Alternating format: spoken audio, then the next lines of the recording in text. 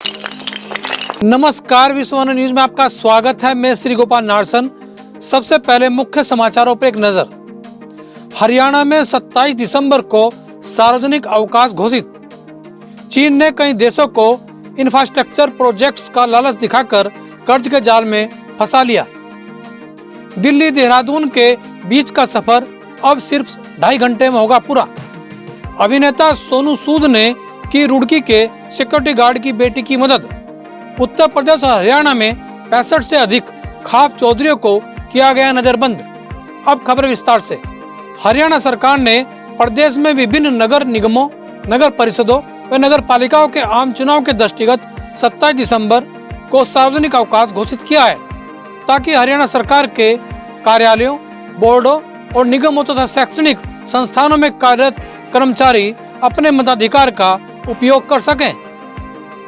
भारत के chief of defence staff general Vipin Rawat ने कहा है कि नेपाल को चीन के प्रति बेहद सतर्कता के साथ रहना चाहिए, जबकि नेपाल चीन समेत दूसरे देशों के लिए अपने दरवाजे खोल रहा है।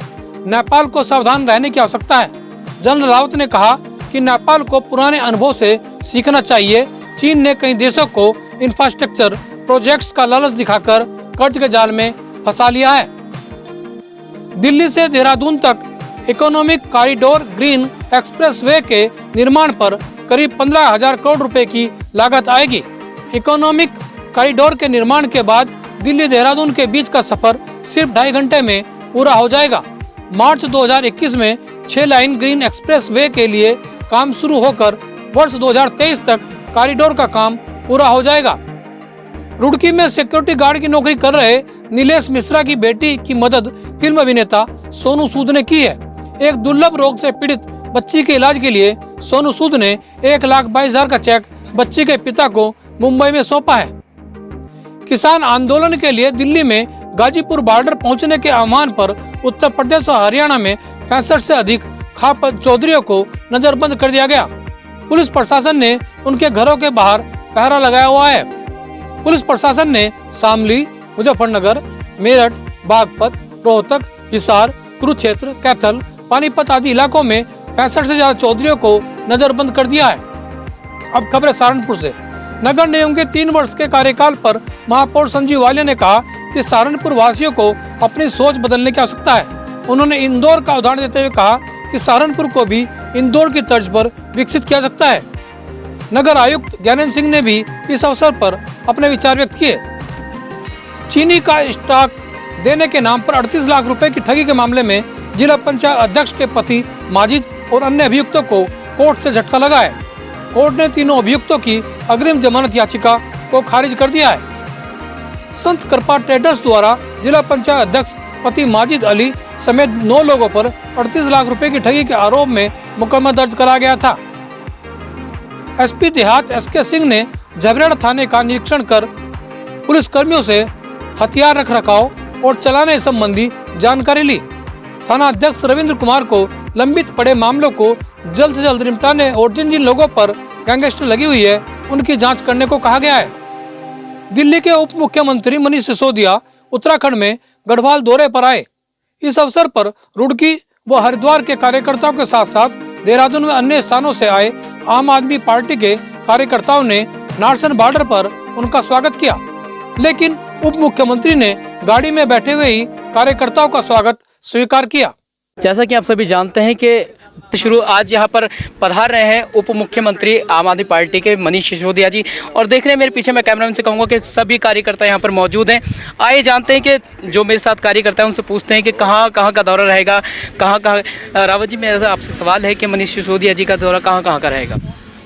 एक्चुअली में जो उनका दौरा है कि एक तो गंगा आरती का है और मेनली एक निजी कार्यक्रम जो 250 प्रिंसिपल हैं कल उनको वो संबोधित करेंगे। दिल्ली की जो शिक्षा नीति है उसके मामले में निजी दौरा भी कह लीजिए आप, लेकिन साथ में कार्यकर्ताओं का उत्साह है पूरी देवभूमि में कि भाई जो दिल्ली के विकास कार्य केजरीवाल साहब के नेतृत्व में हुए हैं तो उसकी वजह से लोगों में उत्साह है। तो यहाँ से वो अपना जो है रुड़की होते हुए और हर जगह कार्यकर्ताओं का कितने दिन का रहेगा दौरा यहाँ पर? आज वो यहाँ हैं और कल जो है कि सुबह 10 बजे वो प्रिंसिपल्स को संबोधित करेंगे उसके बाद जो है कि शाम को 2 से 4 बजे करीब कार्यकर्ता जो अलग अलग क्षेत्र से आ रखे हैं उनसे मुलाकात होगी जोनल वाइज।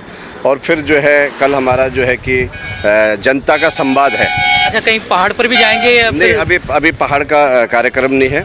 उसके बाद नेक्स्ट डे वो निकल लेंगे। 2 दिवसीय दौरा उनका है। पीछे कुमाऊं में रहा था 11-12 को, और इस बार जो है कि गढ़वाल का रहेगा। जी जी। तो किन किन मुद्दों पे जो पार्टी उनके साथ डिस्कशन करेगी? मुद्दे कुछ नहीं, हम लोग बूथ बना रहे हैं, जिसमें से 11,000 कुछ बूथों में से 8,000 बूथ हमने कंप्लीट कर लिए हैं, और ग्राउंड लेवल पे कार्यकर्ता काम कर रहे हैं और जनता का भी नब्ज टटोल रहे हैं। निश्चित रूप से जो 20 सालों में कांग्रेस बीजेपी से लोग अपने को छलाव महसूस कर रहे हैं, उसका लोगों में एक उत्साह दिख रहा है कि एक विकल्प होना चाहिए। विकल्प के रूप में हमारे राष्ट्रीय संयोजक आदरणीय अरविंद केजरीवाल ने 70 विधानसभाओं सीटों पर चुनाव लड़ने की घोषणा की है, और करीब करीब एक विधानसभा में, अब जैसे शहरी क्षेत्र या कुछ पहाड़ी क्षेत्र में भी एक विधानसभा क्षेत्र से जो है हमें लग रहा है, जो हमने अंदरूनी सर्वे किया, कि 3-3, 4-4 कैंडिडेट जो है इस टाइम आम आदमी पार्टी में तैयार हो चुके हैं। और निश्चित रूप से आने वाला भविष्य जो है, निश्चित रूप से जो आप देख रहे हैं कि पूरी भीड़ है, इससे लगता है कि हम सरकार 2022 में बनाएंगे, एक ईमानदार सरकार उत्तराखंड को 20 साल बाद मिलेगी। चलिए, ये तो बात की बात है, लेकिन उससे पहले मेरे एक सवाल छोटा सा और भी है। किन मुद्दों पर आम आदमी पार्टी यहाँ पर चुनाव लड़ रही है? देखिए, हमारा जो राष्ट्रवाद है वो है बिजली, पानी, सड़क, शिक्षा, स्वास्थ्य और रोजगार। हमें जो है कि जो पहले की राजनीति चली आ रही है, कभी मंदिर कभी मस्जिद, हमारा ऐसा नहीं है। अगर हॉस्पिटल अच्छा होगा तो हॉस्पिटल में हर धर्म का व्यक्ति इलाज कराने जाएगा। शिक्षा का बिल्डिंग अच्छी होगी, शिक्षा का स्तर होगा तो प्रत्येक समाज का आदमी उसमें पढ़ेगा, और इसी को राष्ट्रवाद को हम मजबूत करेंगे। आदरणीय केजरीवाल जी का ये है कि उत्तराखंड नहीं पूरे देश में एक ऐसा मॉडल देंगे जो व्यक्ति मजबूत होगा। जैसे अमेरिका में है तो ऐसे हिंदुस्तान में व्यक्ति मजबूत मुद्दों पर चुनाव लड़ेगी। मुद्दों पे जल जंगल जमीन का हमारा तय है, उसमें चाहे खनन का मामला हो, बिजली का मामला हो, शिक्षा का मामला हो, स्वास्थ्य का मामला, इन मामलों पर चुनाव लड़ा जाएगा। चलिए, ये थे आप मेरे साथ प्रदेश उपाध्यक्ष हैं, और अभी कुछ ही देर में यहाँ पर उप मुख्यमंत्री दिल्ली के मनीष सिसोदिया जी पधारने वाले हैं। कैमरामैन से कहूँगा कि सभी कार्यकर्ताओं के अंदर उत्साह देखा जा रहा है। खासकर उत्तराखंड की जनता क्या फैसला करेगी है तो आने वाले 2022 में पता चलेगा। आप देख रहे हैं विस्मार्ट समाचार में हर्ष सिंह रुड़की से। धन्यवाद। उत्तर प्रदेश उत्तराखंड की खबरों के लिए बने रहिए हमारे साथ। नमस्कार।